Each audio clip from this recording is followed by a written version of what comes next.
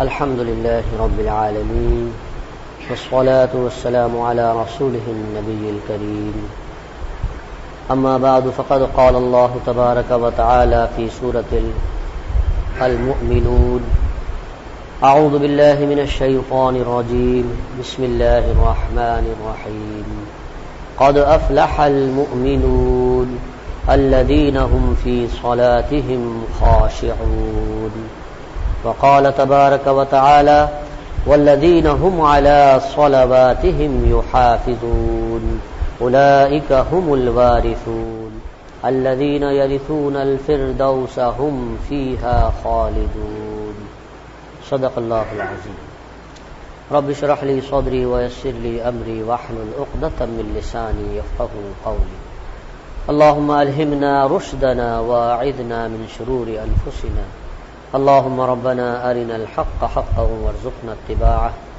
وأرنا الباطل باطلا وارزقنا اجتنابه آمین یا رب العالمین۔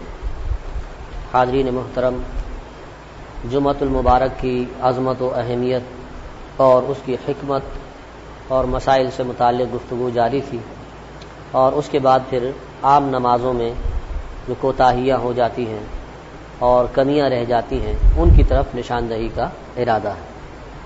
جمعے کے بارے میں بنیادی طور پر تو آپ بات سمجھ ہی چکے ہیں کہ یہ سید الایام بھی ہے، انتہائی مبارک دن ہے، اور اللہ تبارک و تعالی نے اس میں جمعۃ المبارک کی نماز کی خصوصی عبادت جو ہے وہ عطا فرمائی ہے، تو اس کا ہمیں خاص طور سے خیال رکھنا ہے، اس کے منکرات سے ہمیں بچنا چاہیے۔ بنیادی باتیں تو عرض کی جا چکی تھی، کچھ آداب اس کے بارے میں مزید اگر سمجھ لیے جائیں تو جمعے کا جو معاملہ ہے وہ پایہ تکمیل تک پہنچ سکتا ہے۔ جمعے سے متعلق جو احکامات ہیں، جمعے کے بارے میں جو چند آداب علماء نے لکھے ہیں ان میں سے ایک یہ ہے کہ جمعے کی تیاری کے لیے انسان کو اپنے جسم کو اور لباس کو پوری طریقے سے پاک صاف کر کے مسجد میں حاضر ہونا چاہیے۔ تو بال اگر ہے ان کو سنت کے مطابق تراش لے، سنوار لے، اور ناخن بھی اسی طریقے سے کتر لے، کاٹ لے، یعنی جمعے کے جمعے اگر یہ معمول بنا لیا جائے تو نظافت کے اعتبار سے بھی بہت مفید ہے، اور جمعے کی جو آداب ہے اس کا بھی ثواب حاصل ہو جائے۔ تو ناخن کاٹنا، بغلوں اور زیر ناف بال صاف کرنا، تاکہ انسان جو ہے پورے طریقے سے پاکیزہ ہو کر مسجد میں حاضر ہو۔ تو جو غیر ضروری بال ہیں ان کو صاف کرنا، یہ بھی جمعے کے معمولات میں شامل ہونا چاہیے۔ مونچھیں کترنا، مونچھوں کے بارے میں صحیح حدیث میں روایت ہے کہ مونچھوں کو چھوٹا کرو، وقص الشوارب، یہ الفاظ آئے ہیں حدیث میں، اعف اللحى وقص الشوارب، داڑھیوں کو بڑھاؤ اور مونچھوں کو پست کرو، چھوٹا کرو۔ تو اس لحاظ سے مونچھوں کو بھی صحیح درست کرنا، اور داڑھی کا جو معاملہ ہے آپ کو پتہ ہے کہ یہ شعائر اسلام میں سے ہے۔ جتنی علامات ہیں اسلام کی ظاہراً یا باطناً، ان سب کا ادب احترام کرنا اور ان کو اختیار کرنا واجب ہے، ضروری ہے۔ وَمَن يُعَظِّمْ شَعَائِرَ اللَّهِ فَإِنَّ اللَّهَ مِن تَقْوَى الْقُلُوبِ، اللہ تبارک و تعالی نے قرآن حکیم میں فرمایا کہ جو کوئی شاعر اللہ کا احترام کرتا ہے، تعظیم بجا لاتا ہے، تو حقیقت میں یہ دل کے تقوی کی علامت ہے۔ فَإِنَّهَا مِن تَقْوَى الْقُلُوبِ، یہ وہ لوگ ہیں کہ جن کے دلوں کو سیدھی راہ دکھا دی گئی ہے، جن کے دلوں میں ایمان کو مزین کر دیا گیا۔ تو اللہ تبارک و تعالی نے ظاہر میں اس کی علامت کیا بتلائی کہ شاعر اللہ کا احترام، تعظیم۔ تو داڑھی بھی شاعر اللہ میں سے، اس پر مستقل انشاءاللہ بیان آگے ہم رکھیں گے۔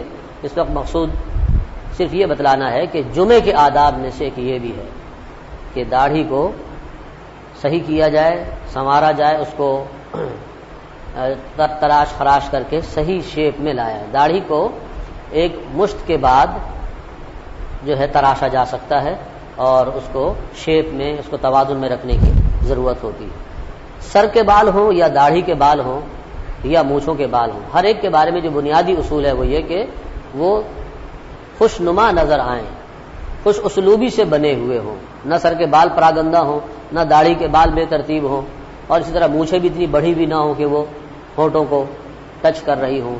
خاص طور سے یہ جو کنارہ ہے اوپر کے ہونٹ کا، اس سے اوپر ہونی چاہیے مونچھ. شوارب اس کو اسی لیے کہا جاتا ہے پینے والیاں. تو جو مونچھ پانی کے اندر، پانی پیتے وقت یا کوئی بھی مشروب پیتے وقت اس کے اندر تر ہوتی ہو، ڈوبتی ہو، وہ صحیح نہیں ہے، جائز نہیں ہے، اس کو کترنا واجب ہے. تو یہ بھی جمعے کے آداب میں سے ہے.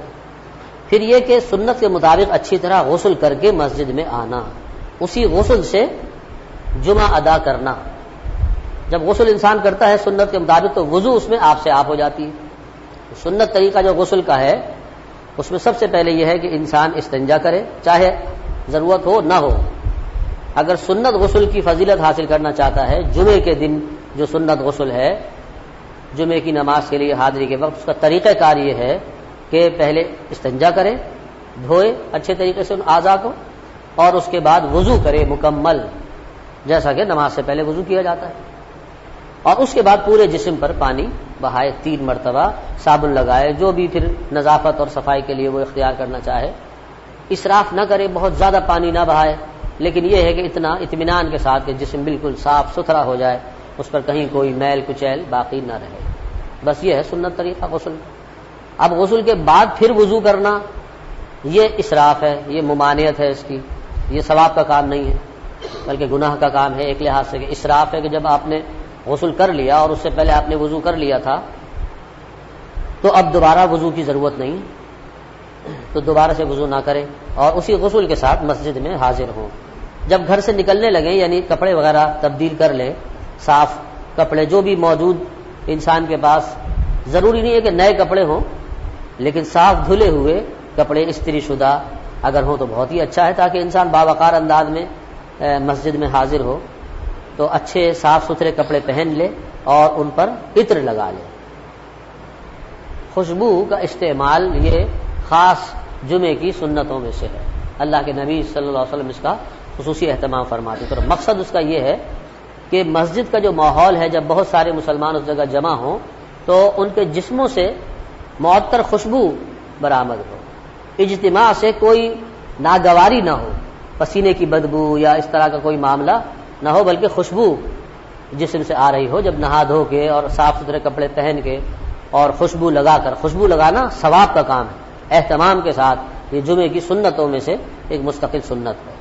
اسی طرح سروں میں تیل لگانا، کنگھا کرنا، یہ کوئی بتانے والی باتیں نہیں ہیں، لیکن بہرحال یہ کہ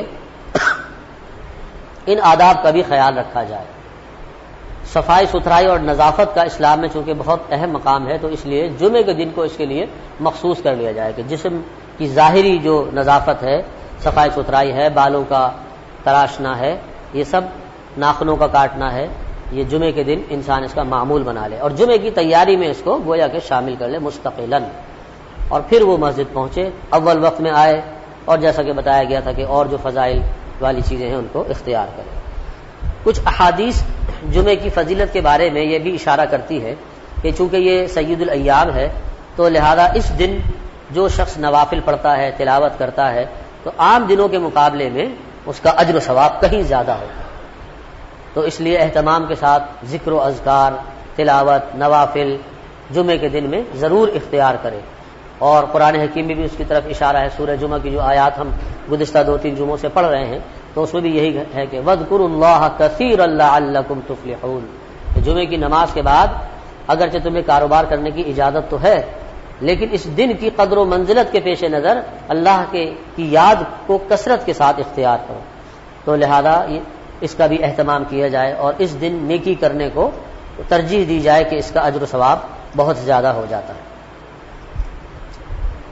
اچھا، ایک شرعی مسئلہ بھی سمجھ لیجئے کہ جمعے کا جو دن ہے وہ اس کی حدود کیا ہے، کب سے شروع ہوتا ہے اور کب تک رہتا ہے.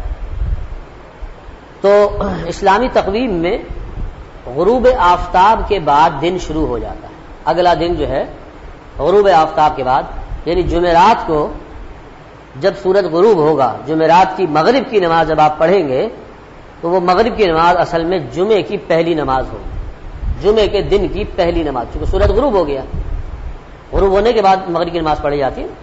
تو شب جمعہ جس کو ہم جمعرات کہتے ہیں، جمعرات کو جب آپ مغرب کی نماز پڑھیں گے تو یہ گویا کہ جمعے کے دن کی آپ پہلی نماز پڑھ رہے ہیں، عشاء دوسری نماز ہے، فجر تیسری نماز ہے جمعے کی، اور جمعے کے دن جیسے آپ حاضر ہیں اس وقت یہ چوتھی نماز ہے، اور عصر آخری نماز۔ عصر کے بعد پھر ظاہر بات ہے کہ کوئی نماز نہیں ہے، تو لہذا جمعے کے دن کی آخری نماز جو ہے عصر کی نماز۔ اب جو جمعے کے دن ہم مغرب کی نماز پڑھیں گے وہ اصل میں ہفتے کے دن کی ہو، تو یہ سمجھ لیجیے اچھے طریقے سے کہ انگریزی تقویم کے اندر تو رات کے 12 بجے تک دن رہتا ہے، 12 بجے تبدیلی آتی ہے، ڈیٹ جو چینج ہوتی ہے وہ رات 12 بجے چینج ہوتی ہے، لیکن اسلامی تقویم میں ایسا نہیں ہے۔ اسلامی تقویم کا تعلق ہے چاند کے ساتھ، سورج کے ساتھ نہیں، چاند کے ساتھ، تو لہذا یعنی گویا رات اس میں مقدم ہوتی ہے، تو پہلے رات آتی ہے اور اس کے بعد دن آتا ہے، تو شب جمعہ جو ہوتی ہے وہ جمعے سے پہلے ہوتی ہے، جس کو ہم جمعرات کہتے ہیں، وہ شب جمعہ ہے، اور اس کے اندر مغرب اور عشاء کی نمازیں گویا کہ جمعے کی نمازیں ہیں، جمعے کے دن کی نمازیں شمار کی جائیں گی۔ تو یہ میں نے اس لیے بتلا دیا کہ آپ کو حدود بھی پتہ ہو، جمعہ کہاں سے شروع ہوتا ہے اور کہاں ختم ہوتا ہے، تاکہ آپ اس کا اہتمام کریں کہ جمعرات ہی کو مغرب کی نماز سے گویا کہ سمجھیں اب آپ جمعے کی دن میں داخل ہو گئے ہیں اور جمعے کی نمازیں جو ہے وہ ادا کر رہے ہیں۔ لیکن ان تمام نمازوں میں ظاہر بات ہے کہ جمعے کے دن کی جو نماز ہے، یعنی جو ہم ظہر کے وقت ادا کرتے ہیں، جس کو صلاۃ الجمعہ کہا جاتا ہے، اس کو تمام نمازوں کے اوپر فوقیت حاصل ہے۔ تو یہ چند باتیں مزید جو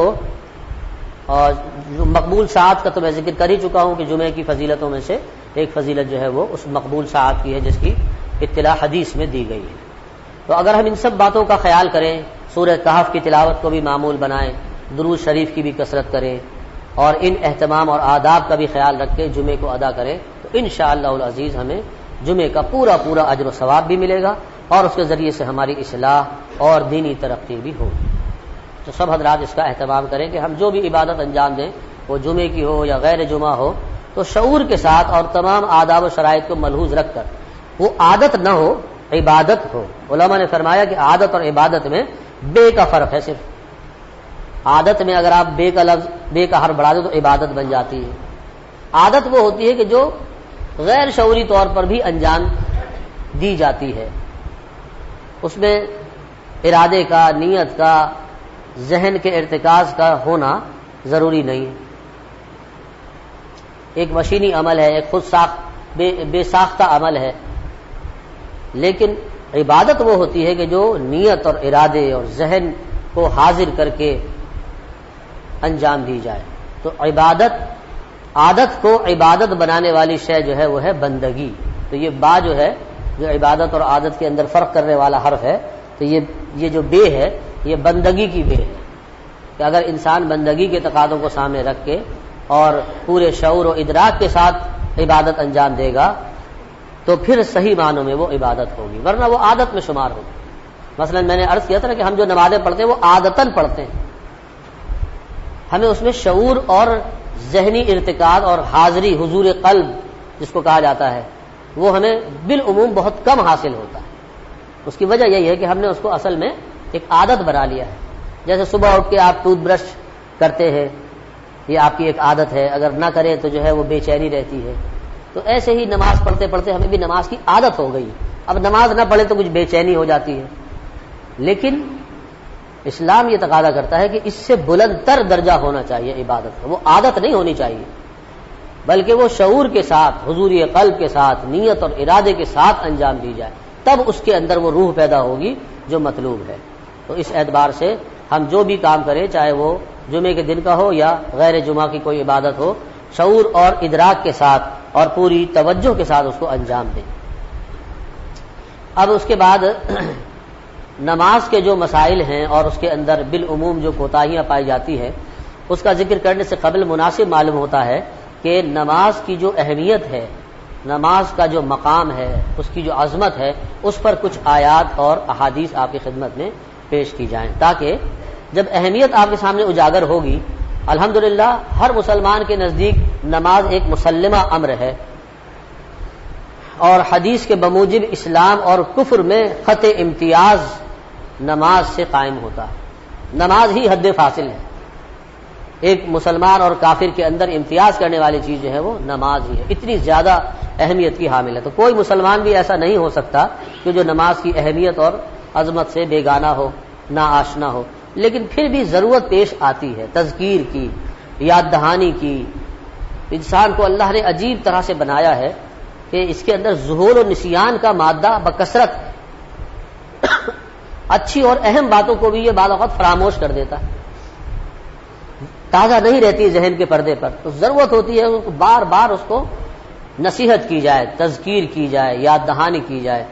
قرآن حکیم کا اسلوب آپ دیکھتے ہیں کہ وہ بتکرار ان اہم چیزوں کو ذکر کرتا ہے. جیسے ایمانیات ہیں، اللہ پر ایمان، آخرت پر ایمان، رسالت پر ایمان، پھر ان کی جزیات، مرنے کے بعد جی اٹھنے پر ایمان، حساب کتاب پر ایمان، فرشتوں پر، وحی پر، جنت اور دوزخ پر، یہ جزیات ہیں. ان تمام ایمانیات کے بارے میں بکثرت اور بتکرار آیات قرآن حکیم میں ہمیں نظر آتی ہیں. اگر صرف ایک دفعہ بتانے والی بات ہو تو پھر اس تکرار کی ضرورت نہیں رہتی. لیکن بات یہ ہے کہ فاطر فطرت جس کا یہ کلام ہے اللہ سبحانہ و تعالی، اسے پتہ ہے کہ اس انسان کی ایک ضرورت ہے کہ اس کو بار بار یاد دہانی کرائی جائے، اٹھتے بیٹھتے اس کو نصیحت کی جائے اور اس کے سامنے وہ حقائق بار بار اجاگر کیے جائیں، تاکہ وہ ذہول و نسیان کا جو مادہ ہے جس کی وجہ سے وہ اہم چیزیں پس منظر میں چلی جاتی ہیں، وہ دوبارہ سے نمایاں ہو کر اجاگر ہو جائیں شعور کے پردے پر. اس اعتبار سے یہ چند باتیں آپ کے سامنے عرض کی جا رہی ہیں. اس کا مقصد یہ نہیں ہے کہ آپ حضرات نماز سے غافل ہیں یا نماز کی اہمیت آپ کے لیے مسلمہ نہیں ہے، لیکن یہ ایک تذکیر ہے. سب سے پہلے تو سورہ المؤمنون کی وہ آیت ہے جو ابھی میں نے تلاوت کی شروع میں 18ویں سپارے کے آغاز میں اللہ تعالی نے فرمایا قد افلح المؤمنون الذین هم فی صلاتهم خاشعون. یقیناً اہل ایمان فلاح سے ہمکنار ہو گئے، کامیابی ان کا مقدر بن گئی. مگر یہ کون لوگ ہیں؟ الذین هم فی صلاتهم خاشعون، یہ وہ مومن ہیں کہ جو اپنی نمازوں میں پورا پورا خشوع اور خضوع اختیار کرتے ہیں، نمازوں کو دھیان سے پڑھتے ہیں، دل لگا کر نماز پڑھتے ہیں. خشوع کے معنی ہوتے ہیں توجہ اور حضور قلب کے ساتھ اور شعور کے ساتھ نماز کو ادا کرنا، اور اس کے اندر ایک جھکاؤ اور تذلل کی کیفیت اختیار کرنا اور غیر ضروری حرکات سے اجتناب کرنا. علماء نے لکھا ہے کہ خشوع کے ایک معنی یہ بھی کہ انسان کا جیسے باطن جو ہے اللہ تبارک و تعالیٰ کی طرف متوجہ ہے، ایسے ہی ظاہر میں بھی سکون ہونا چاہیے، اضطرار نہیں ہونا چاہیے کہ کبھی ادھر ہاتھ ہے، کبھی کھجا رہا ہے، کبھی کوئی اور حرکت کر رہا ہے. ظاہری اعضاء کے اندر بھی ایک طمانینت، سکون اور وقار ہونا چاہیے، تو تب خشوع جو ہے وہ مکمل ہوتا ہے. ویسے خشوع کے لفظ معنی ہوتے ہیں جھکاؤ کے، تو دل کا جھکاؤ، اعضاء کا جھکاؤ. انسان جب نماز میں کھڑا ہوتا ہے تو سینہ تان کر کھڑا نہیں ہوتا، بلکہ بارگاہ خداوندی میں ایک جھکاؤ کی کیفیت ہوتی ہے. یہی جھکاؤ ہوتا ہے کہ جو بڑھ کر رکوع کی شکل اختیار کر لیتا ہے اور اپنے کلائمیکس کو پہنچ جاتا ہے سجدے میں. تو پوری نماز کو اگر آپ ایک عنوان دینا چاہیں تو وہ کیا ہے؟ وہ جھکاؤ کی کیفیت. تو اس اعتبار سے خشوع جو ہے وہ اندرونی جھکاؤ کا بھی نام ہے، باطنی طور پر بھی عاجزی ہو، اللہ کی عظمت کا احساس دل میں قائم ہو، اور ظاہراً بھی اعضاء کے اندر جو ہے سکون و اطمینان ہو. تو اللہ تعالی نے بشارت دی ہے ایسے اہل ایمان کو فلاح اور کامیابی کی کہ جو اپنی نمازوں میں خشوع اور خضوع اختیار کرتے ہیں. پھر اسی صورت میں آگے چل کے فرمایا کہ والذین هم علی صلواتهم یحافظون، اور جو لوگ اپنی نمازوں کی محافظت کرنے والے ہیں. تو ایک چیز ہے خشوع اور ایک چیز ہے محافظت. نماز کے ارکان اور نماز کی ظاہری حیت کا بھی دھیان رکھنا، پورا پورا خیال رکھنا، یعنی اس کی ادائیگی میں جلدی نہ کرنا اور پورا حق ادا کر کے ارکان کو ادا کرنا. تعدیل ارکان کہا جاتا ہے اس کو اصطلاح شریعت میں. تعدیل ارکان یعنی تمام ارکان نماز کو اعتدال کے ساتھ، سکون کے ساتھ ادا کیا جائے. حدیث میں مضمون آیا ہے، اللہ کے نبی نے فرمایا کہ بدترین چور وہ ہے جو نماز میں چوری کرتا ہے. صحابہ کرام کو تعجب ہوا کہ نماز میں کیسے چوری ہو سکتی ہے؟ نماز میں تو بولنا بھی منع ہے، چلنا بھی منع ہے. تو اللہ کے رسول صلی اللہ علیہ وسلم نے وضاحت فرمائی کہ جو جلدی جلدی نماز پڑھتا ہے اور ارکان کی رعایت نہیں کرتا، ہر رکن کو اطمینان کے ساتھ ادا نہیں کرتا، جلدی جلدی نماز پڑھتا ہے کہ ابھی جناب رکوع سے سر پوری طرح اٹھا نہیں، کمر سیدھی ہوئی نہیں کہ سجدے میں چلا گیا، سجدے سے سر اٹھایا تو ابھی کمر سیدھی نہیں ہوئی، حالت سکون میں نہیں آیا کہ دوسرے سجدے میں چلا گیا۔ الغرض یہ کہ ہر رکن میں یہ ڈنڈی مار رہا ہے، جلدی کر رہا ہے، یہ چوری ہے نماز کی، اور بدترین چور اللہ کے نبی نے نماز کا چور قرار دیا۔ اب آپ سوچیں گے بھائی کوئی کسی کا مال نہیں لیا، کسی کا حق غصب نہیں کیا، پھر کیسے چوری؟ تو سمجھ لیجئے کہ نماز کا حق ادا نہ کرنا، جلدی جلدی نماز پڑھنا، یہ نماز کی چوری ہے۔ اللہ تعالی ہم سب کو اس سے بچائے اور اطمینان کے ساتھ نماز پڑھنے کی توفیق عطا فرمائے۔ ہر رکن کو اس کے پورے پورے آداب کے ساتھ ادا کرنے کی ضرورت۔ تو محافظت نماز میں یہ بھی داخل ہے۔ مزید برآں نمازوں کو ان کے اوقات پر پڑھنا، مردوں کے لیے مسجد میں حاضر ہو کر باجماعت پڑھنا، دوام کے ساتھ اور تسلسل کے ساتھ پڑھنا، اور خواتین کے لیے گھروں میں اول وقت کے اندر نماز پڑھنا، یہ نماز کی محافظت میں داخل ہے کہ انسان اس بات کا خیال رکھے کہ نماز کا وقت مؤخر نہ ہو جائے، نکل نہ جائے اور اس کی وہ جماعت سے رہ نہ جائے۔ تو بر وقت نماز پڑھنا، مسلسل نماز پڑھنا، دوام اور استمرار کے ساتھ نماز پڑھنا، یہ سب چیزیں محافظت میں داخل ہیں، اور ساتھ ہی ساتھ نماز کے تمام ارکان کا بھی خیال کرنا۔ پھر یہ کہ یہ جو نماز ہے یہ اللہ سے مناجات کا ذریعہ ہے، اللہ سے ہم کلامی کا طریقہ ہے کہ جو شب معراج نبی کریم صلی اللہ علیہ وسلم کو جو شرف حاصل ہوا اللہ سے ہم کلامی کا، اس سے قرب کا، تو اسی کے طفیل، اسی کے صدقے امت کے لیے نماز کا یہ تحفہ جو شب معراج ہی کو عطا ہوا، اس میں بھی وہی کیفیت اللہ تعالی نے رکھ دی کہ جس طریقے سے اپنے حبیب محمد مصطفیٰ صلی اللہ علیہ وسلم کو آسمانوں کی سیر کرا کے اور جناب سدرۃ المنتہا تک پہنچا کر اللہ تعالیٰ نے قرب کا مقام عطا فرمایا اور شرف کلام عطا فرمایا، تو ایسے ہی بندوں کے لیے، امتیوں کے لیے اس نماز کے ذریعے سے اللہ کا قرب اور اس سے ہم کلامی کا شرف یہ اللہ تعالیٰ نے نماز کے اندر رکھ دی۔ چنانچہ اللہ کے رسول نے اس کی وضاحت فرمائی کہ بندہ اللہ تبارک و تعالیٰ کے سب سے زیادہ قریب حالت سجدہ میں ہوتا ہے۔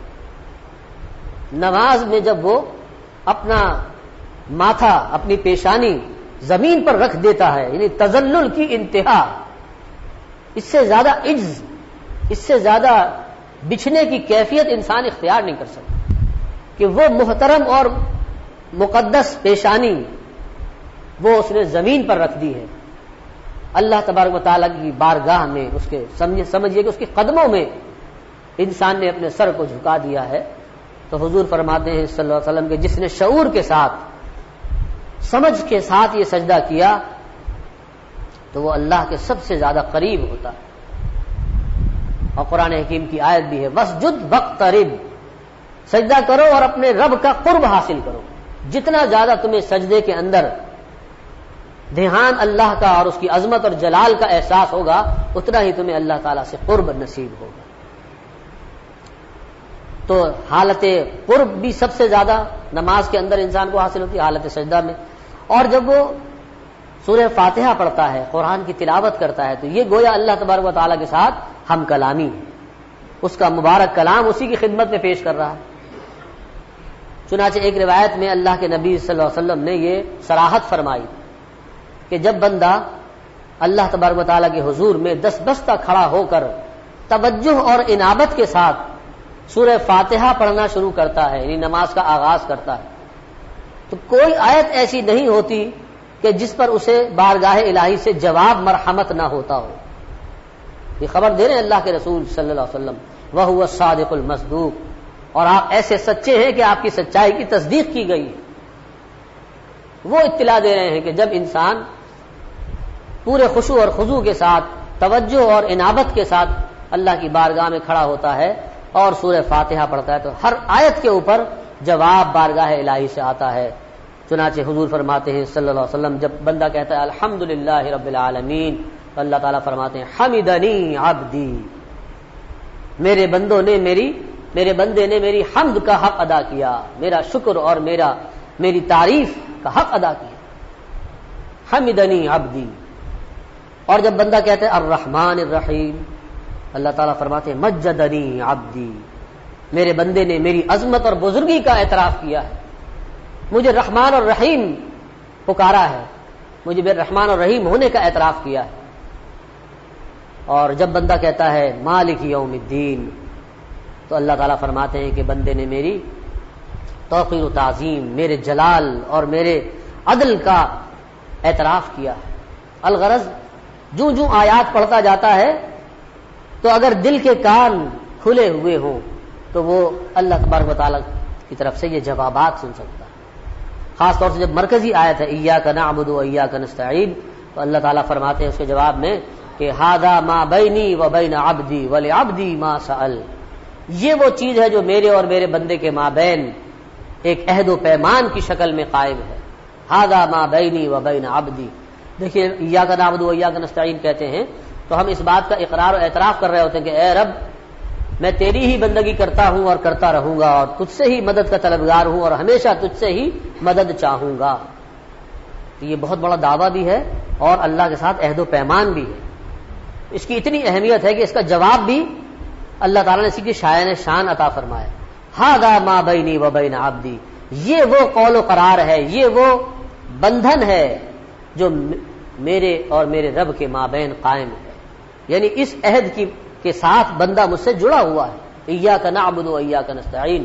اور اگر میرے بندے نے اپنی زندگی میں اپنے کردار میں اس قول کا پاس کیا، اس کا حق ادا کیا، ولعبدی ما سأل، تو میں اپنے بندے کو، میں نے دیا اپنے بندے کو جو اس نے مانگا. یعنی یہ کہ پھر میری عطا اور میری بخشش اس کے لیے بے پایا. اس طریقے سے سورہ مبارکہ کی ہر آیت کا جواب اس حدیث کے اندر بتلایا گیا. تو یہ اگر ہمیں شعور ہو اور ہم ہر آیت کو ٹھہر ٹھہر کر پڑھیں، ٹھہر کر اس لیے کہ آپ نے جب آیت پڑھی تو اللہ تبارک و تعالیٰ کی طرف سے جواب بھی تو آنا ہے. تو اتنا توقف کر لیجئے کہ اللہ تعالیٰ کی طرف سے جواب موصول ہو جائے. چاہے آپ کو سنائی نہیں دے رہا ہے، ایسے اہل ایمان اہل بصیرت کے جن کو وہ جواب سنائی دیتا ہے، جن کو اللہ تعالیٰ کی طرف سے یہ خوشخبری ان کلمات کی شکل میں سنائی دیتی ہے. اللہ تعالیٰ ہمیں بھی ان میں شامل فرمائے. لیکن یقین رکھنا چاہیے کہ اللہ تعالیٰ کی بارگاہ سے ہماری اس عرض و مناجات کا جواب عطا کیا جا رہا ہے. اس کے لیے وقف کرنا ضروری ہے. سنت بھی یہی ہے، اللہ کے رسول صلی اللہ علیہ وسلم ہر آیت پر وقف فرماتے تھے، ٹھہر ٹھہر کر پڑھتے تھے. اسی کو ترتیل کہا جاتا ہے، اسی کو قرآن حکیم کے پڑھنے کا بہترین اسٹائل قرار دیا جا سکتا ہے. تو اس اعتبار سے نماز گویا کہ الصلاۃ معراج المؤمنین، نماز جو ہے وہ مومنین کے لیے معراج کی مانند ہے. جیسے اللہ کے رسول کو معراج کی سعادت حاصل ہوئی، ایسے ہر مومن کو، ہر مسلمان کو ہر نماز میں یہ کیفیت حاصل ہو سکتی ہے، یہ مقام حاصل ہو سکتا ہے. کتنی بڑی سعادت ہے. نماز کی اہمیت کو ذرا سمجھیے تو صحیح، کتنی بڑی دولت ہے کہ جو اللہ تبارک و تعالیٰ نے عطا فرمائی ہے. اور شب معراج کا یہ تحفہ بھی ہے، اس لیے اس کی دل و جان سے قدر کریں. جیسے اللہ کے رسول صلی اللہ علیہ وسلم فرماتے ہیں کہ قرۃ عینی فی الصلاۃ، میری آنکھوں کی ٹھنڈک نماز میں ہے. یعنی مجھے قرار آتا ہے، مجھے سکون ملتا ہے نماز کے ذریعے سے. اور روایات میں آتا ہے کہ اللہ کے رسول کو جب کوئی بے چینی اور اضطراب کی کیفیت ہوتی تھی تو آپ نماز کی طرف متوجہ ہو جاتے. کوئی ایسی خبر ملی، کوئی ایسی سچویشن پیدا ہوئی تو فوراً نماز کی طرف متوجہ ہو جاتے. کہیں سفر سے واپس آتے تھے، اب تھکے ہوئے ہیں، ظاہر بات ہے کہ اس زمانے کا سفر دیکھیں کتنی مشقت والا، اونٹوں کے اوپر اور پیدل اور گرمی کے موسم میں اور صحرا کا علاقہ. لیکن اللہ کے نبی کبھی ایسا نہیں ہوا کہ سفر سے واپس آئے ہوں اور 2 رکعت شکرانے کے پڑھے بغیر گھر تشریف لے گئے. پہلے مسجد میں آتے تھے اور 2 رکعت پڑھتے تھے. آپ خود تجربہ کر کے دیکھ لیجئے، انسان جب تھکا ہوا ہوتا ہے، جسم کا جوڑ اس کا دکھ رہا ہوتا ہے، اگر طمانیت کے ساتھ 2 رکعت نماز پڑھ لے، اس کی وہ تھکن جو ہے وہ بہت حد تک کم ہو جاتی ہے. کیوں؟ اس لیے کہ اللہ تعالیٰ نے نماز کو قدرتی طور پر ایک ایسا بہترین سانچہ عطا فرمایا ہے کہ یہ بہترین ایکسرسائز بھی ہے. جسم کے سارے جوڑ اور جسم کا تمام جو نظام ہے وہ اعتدال پر آ جاتا ہے. آپ کبھی تجربہ کر کے دیکھیے کہ بہت تھکے ہوئے ہوں ہمت کر کے وضو کرے اور 2 رکعت اطمینان کے ساتھ نماز پڑھے. دیکھیے آپ کی تھکن، آدھی سے زیادہ تھکن تو صرف اس 2 رکعت نماز کے دور ہو جائے گی. تو اللہ کے نبی کا یہ معمول تھا. تو یہ اگر ہماری کیفیت ہو جائے کہ نماز ہمارے لیے ایک مرغوب چیز بن جائے، پسندیدہ، ہماری آنکھوں کی ٹھنڈک نماز میں ہو، ہمیں ہر حال میں جو ہے نماز کی طرف دھیان جائے. کوئی حاجت ہے، کوئی پریشانی ہے، بیماری ہے، تکلیف ہے، ہر حال میں ہماری توجہ نماز کی طرف جائے. صلاۃ الحاجت پڑھیں، اللہ کی بارگاہ میں اپنی حاجت کو پیش کریں. صلاۃ الشکر پڑھیں اگر کوئی نعمت ملی ہے، کوئی خوشی کا موقع ہے، کوئی اضطراری کیفیت ہے، پریشانی ہے، تو نماز کی طرف متوجہ ہو. تو اگر یہ کیفیت ہم اپنے اندر پیدا کریں تب ہمیں وہ حلاوت ایمانی، وہ نماز کا درجہ حاصل ہوگا کہ جو صحابہ کرام اور اللہ کے رسول کو حاصل. اس کا کوئی شائبہ، اس کا کوئی جھلک اگر اپنی زندگی میں چاہتے ہیں تو نماز کو اپنی زندگی میں ایک مستقل مقام دینے کی ضرورت ہے. اللہ تبارک و تعالی مجھ کو بھی اس کی توفیق عطا فرمائے اور آپ سب حضرات کو بھی اس کی بے شک بے توفیق عطا فرمائے. وآخر دعوانا الحمدللہ رب العالمین. وآخر دعوانا الحمدللہ رب العالمین. وآخر دعوانا الحمدللہ رب العالمین. وآخر دعوانا الحمدللہ رب العالمین.